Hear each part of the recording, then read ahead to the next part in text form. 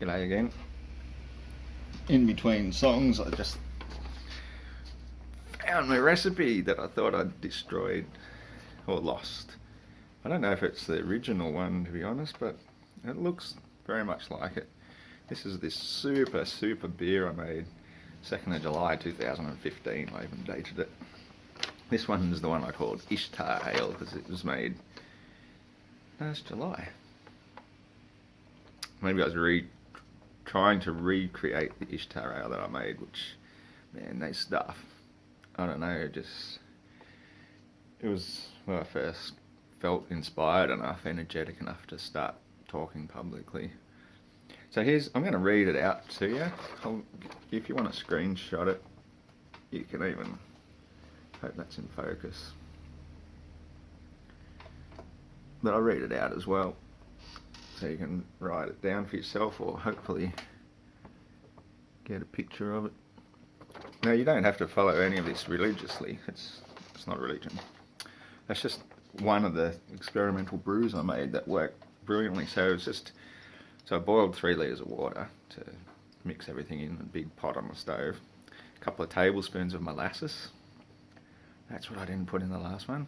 I'm glad I'm reading this now. I found this for a reason. I was hoping to make a brew today, actually. Awesome. So molasses, yes. Organic raw sugar. I put 250 grams of that. I put 250 grams of white sugar.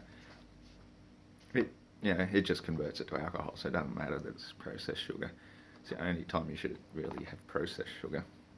1.5 kilograms organic raw honey. Half now, half later after cooking, so you don't want to cook away all the goodness of your honey. Put raw honey still into called the wort, W-O-R-T, or your brew in your big brewing tub once you mix it in. A pinch of Himalayan pink salt. Good idea, I didn't put the salt in last time either. Just a bit of flavour.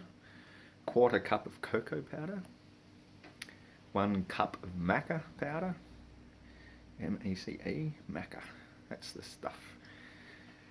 Gives you heaps of energy and vitality. 1/4 cup of cinnamon. 1/4 cup turmeric. These are all powdered, mind you. Kilogram tin of Saunders malt extract. That's just like a malt syrup, which is the only one I seem to be able to find at the supermarket. Woolies. Probably make your own malt extract, but we can buy it at the local brew shop. Would be even better. But 1 cup of Bushels. I don't normally support these big companies, but they do this Turkish style coffee, dry grounds. So I put a cup of that in. 1/4 cup of nutmeg. Would have added more, but that's all I had. Same with guarana. Added a 1/4 cup of guarana powder. Another sort of natural caffeine producing thingy. 1/4 cup of Siberian ginseng. Probably more. Enough to balance last two. 1/4 cup of cardamom. 1/4 cup of tribulus. And tribulus is an excellent one for you guys if you don't want to be taking chemical Viagra.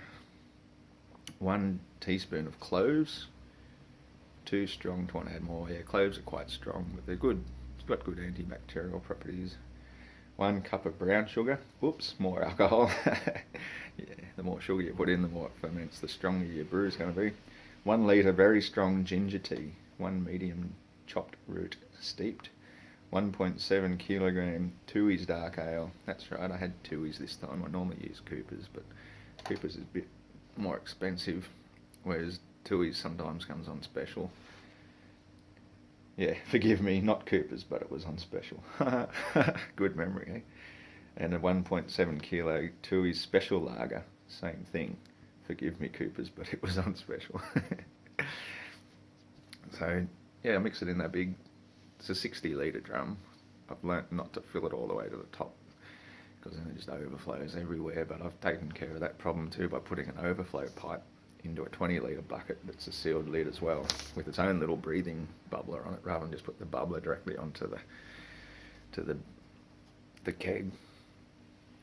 First time I did that, there's just stuff went everywhere. It was awesome. Probably got a video of that somewhere too. But yeah, not good for, you can infect your brew. You want to try and keep everything as sterile as possible, so I just sterilise with, I do soak it with a bit of bleach.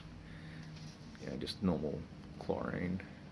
sodium hypochlorite, I think is the one, but I rinse that out really well, and then just rinse it again with boiling water just to be on the safe side. So get rid of any smell of chlorine. I mean, chlorine, it's a useful poison.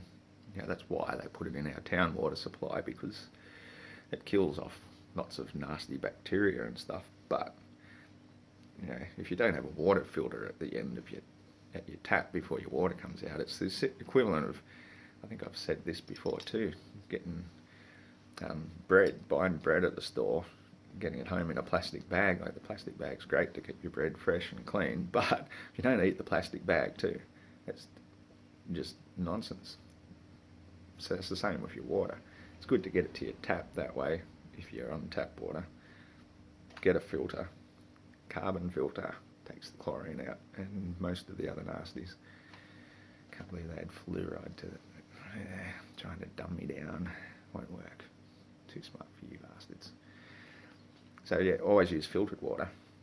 If you got rainwater, you've got to be really careful with rainwater, because stuff that lands on your roof, it's all full of pollutants, not just from your chemtrails and cars and trucks, insects and birds and everything shitting in it. You can get dead insects and birds, sometimes even mice, rats, into the water tank itself, and you don't even know it. A lot of stuff settles to the bottom of the tank. They're pretty filthy. If you have your water circulating constantly through a fish filter or through a carbon filter, then you'll have good quality water. Put some salt in it, and even a bit of colloidal silver would be good for your rainwater tank. I'm not sure how that would work though in a brew. I've been very iffy about putting that in, because you got to keep the yeast alive, and I think yeast is a bit of a single-celled organism, and colloidal silver might be harmful to that. I'm not willing to risk experimenting with it. I'll save the colloidal silver for other things. So probably put some in the bottling process, but I don't know. The yeast, I think the yeast is a good nutritious thing. It's like liquid bread basically. So there's a recipe for you.